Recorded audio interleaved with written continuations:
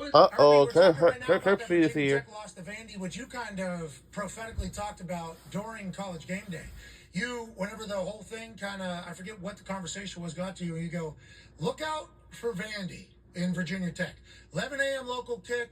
Gonna have to bring your own juice, yada, yada, yada. This seems like a potential. Now, I think you thought Virginia Tech was going to be able to get it done. They bring it all the way back, get to overtime, quarterback gets hurt. But it's like, should we be looking into Vandy a little bit more, or should we be wondering about Virginia Tech? And how about some of these other teams? Miami, Boston College, Georgia Tech. How much should we be, after 1 week of football here, vesting our interest as opposed to overreacting or underreacting?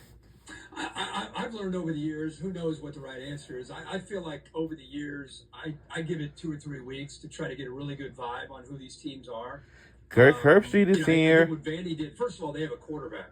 When was the last time Vandy had a quarterback with some swagger like that? That kid is a player. I mean, unbelievable making plays. And his story is fascinating, too, because he's a bit undersized, so he wasn't heavily recruited. And Jerry Kill brings him over from New Mexico State. I mean, that to me was pretty cool to see that. But Vandy looked different, didn't they? I mean, they looked athletic. They were flying around. Clark Lee, a lot of people don't know Clark Lee, and he was a defensive coordinator at Notre Dame and did a great job. He actually played at Vandy, got the opportunity to leave Notre Dame to go back to Vandy, and he's kind of slowly but surely building that brand back up. And it's so tough to do, as we all know, in the SEC. So that was a fun one. But man, there's so much. USC. Are you kidding me with Miller Moss and what he did against LSU? I thought Nussmeier looked great. I thought the defense from both those teams played much, much better. I think Cam Ward was probably one of the biggest stories of the entire weekend.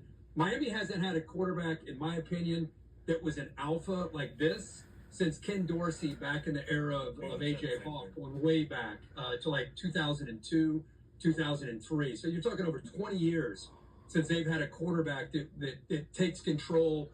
We're going to find a way to win this. And they're physical, on both sides of the ball, just beat up the Gators in the swamp. So that kind of gets you really excited about what Miami's doing. Penn State, I know, I'm sorry. No, don't be sorry. I just sang their praises. Yeah, I mean, you guys did a great job, and I was just sitting there.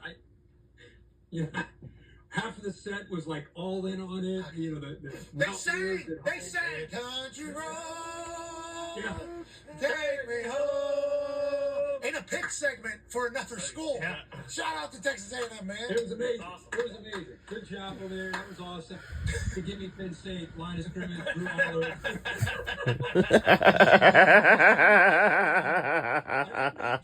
course, all went Penn State. Boy, they look good, man. They got the ball down. Oh, yeah. I hope it's all. They more comfortable. They got some receivers that can get downfield.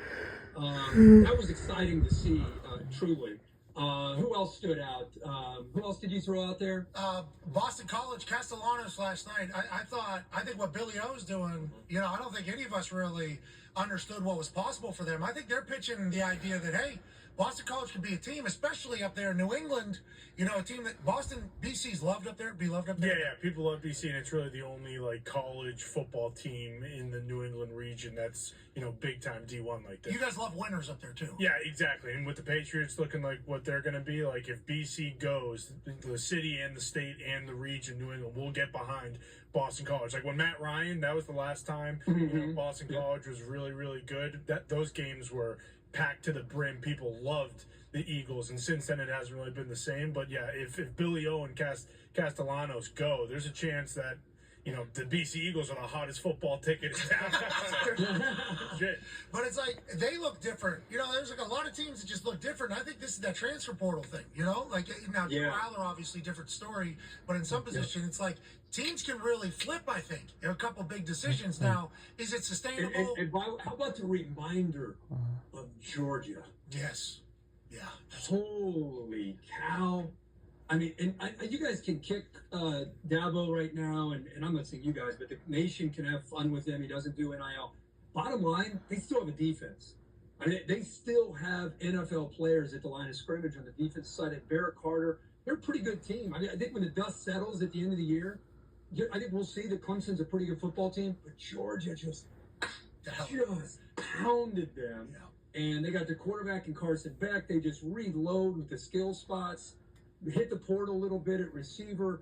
defense is just nasty. I mean, I've because Georgia played somebody, I feel like we're back to okay. There's Georgia, and we're going to find out who else wants to be invited to play out there with Georgia after 1 week. So it's a long way to go. Bama, Kalen DeBoer. I know they didn't play anybody. We'll find out a little bit more against USF. But just the operation of it, the execution. I feel like they looked really good. So we had 5 or 6 behemoth college football games, and then we had a lot of other games that kind of went the way you expected them to go. So I always reserve judgment. I like to get to that 3rd or 4th week, and then you really get the conference play.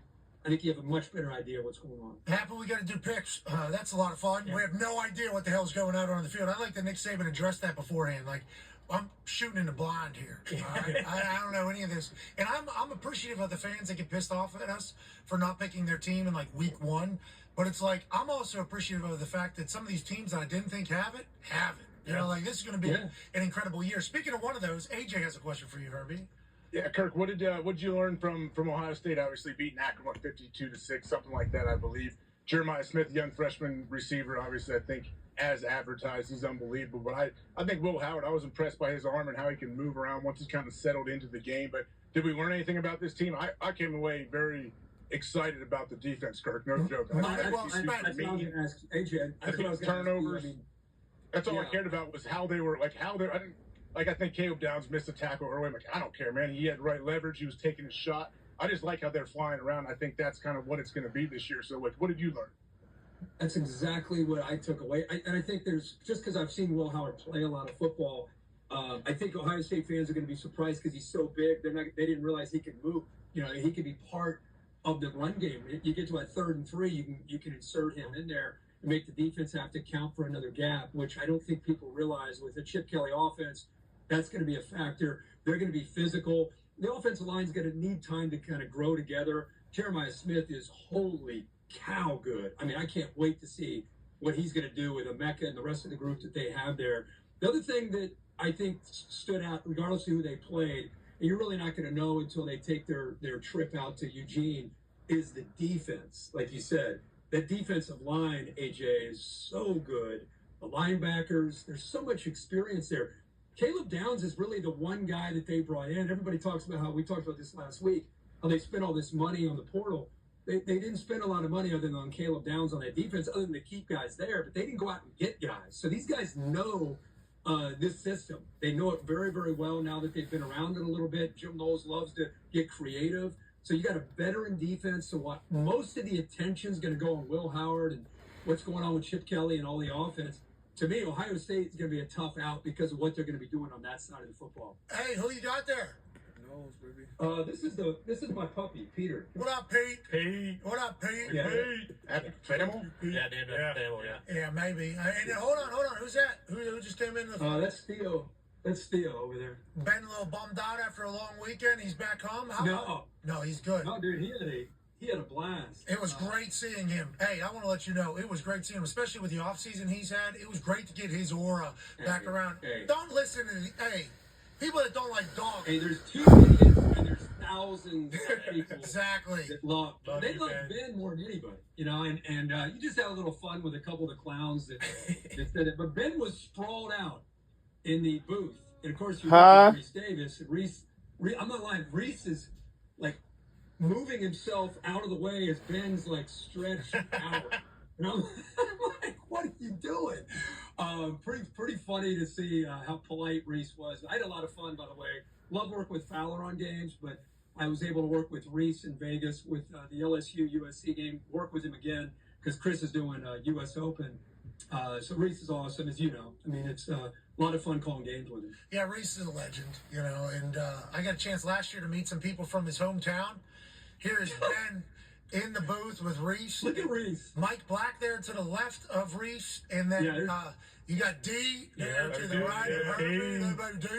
I believe Jake Herbstreit's in there somewhere, and then Big Ben's holding center court as he should. What an absolute! Is that Wiley far right? Who's that far right? That's Tony. He's a weapon to the right of Darren. Serious weapon. If you want a spot shout on, he's a spotter that I got introduced to. He's been working in the Monday Night Football booth for a number of years, going back to when John Gruden was in there. He works with Troy on Monday night. I have him on Thursday with Amazon, and then also he works with me now on Saturday night. So Darren and he both are in there. Both do a great job. Appreciative of them both. And yeah, man, there's been taking the spot there of Reese. As he should. Reese understands. Yeah. Reese gets it. Reese is a good dude. Yeah. Reese is a phenomenal dude. And I think the fact that Ben is on the road is one of the coolest things of all time. I'm actually, and I know this is, you know this, I'm looking into a companion dog for the traveling, you know? Because with the way Ben operates on the road is so cool. Just like, just kind of hanging out. I don't know how hard it is to get a dog to act like that. I assume a lot of work is done by you and by Ben to get to that point. But I've never seen the entire room's mood flip faster than when Ben walks in there. So it's amazing. It's amazing. It's amazing. Legit. I will tell you this, just from having dogs, that was the open of the show there. He just kind of decided to walk into the booth. It's amazing to have the key if you're going to go get a dog because you got a baby at home. The dog is a key. You got to spend a ton of time with them. And if you spend a ton of time with them, you end up getting a dog. And like I never have been on a leash. I never have any of my dogs on a leash. So when I take them for a walk, you know, they're just free. And then they just kind of stick around together. So like we're on the field pregame at Texas A&M. And Ben's not on a leash. He's just kind of walking around.